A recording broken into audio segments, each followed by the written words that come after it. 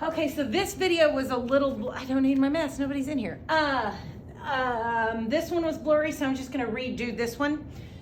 So on number 1, it's the same thing as inequalities, but now it's multi-step, and you guys are geniuses at solving these, so let's go through some of these together.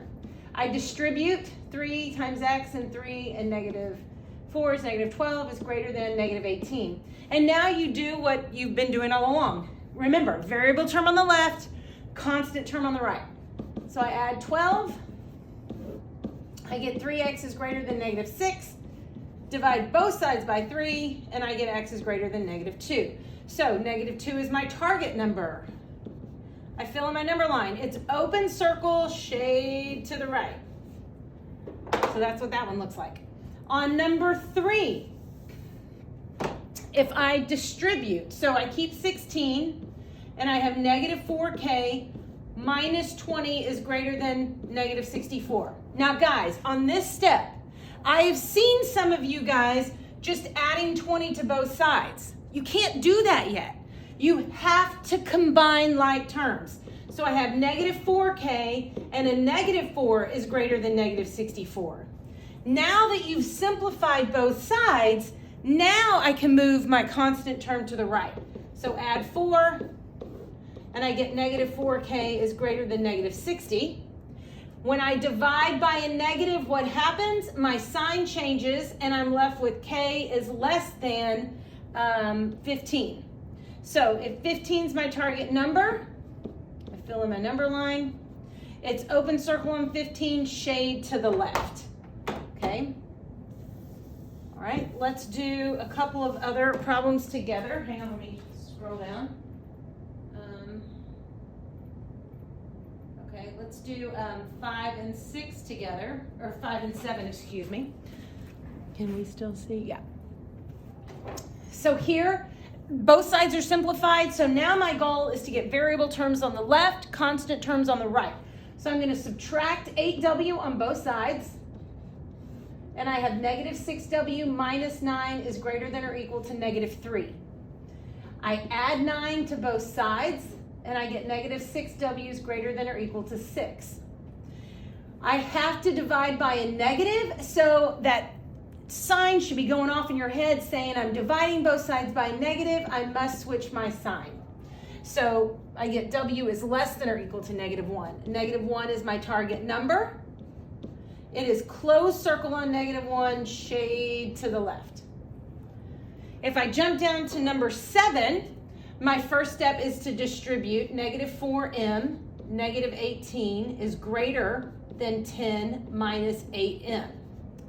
Now that it's distributed, both sides are simplified. I bring my variables to the left, so I'm going to add 8m to both sides, and I get 4m minus 18 is greater than 10. I add 18 to both sides, and I get 4m is greater than 28. And when I divide by 4, I get m is greater than 7. Okay, sorry, that's kind of all over the place. I'm going to use this number line up here to represent it on the number line. My target number is 7, so I fill this in. It's open circle, and I shade to the right. All right. Go ahead and start looking at number 9. I'm going to do number 9, so see if you can start on that. And then we'll go over it. And if you need to pause, you can pause the video. But let's do number 9. So when I distribute, half of 6c is 3c, half of negative 14 is negative 7, is greater than or equal to 5c plus 30 plus 1. Do not start moving things across the inequality. You must simplify first. This side is already simplified. 3c minus 7 is greater than or equal to 5c plus 31. Now both sides are simplified, so now I can move my variable term to the left. I'm going to subtract 5c on both sides. I get negative 2c minus 7 is greater than or equal to 31. I'm going to add 7 to both sides, and I get negative 2c is greater than or equal to 38. When I divide both sides by a negative, you've got to flip your sign. So it becomes positive c is less than or equal to a negative. Positive divided by negative is a negative 19. So negative 19 becomes my target number.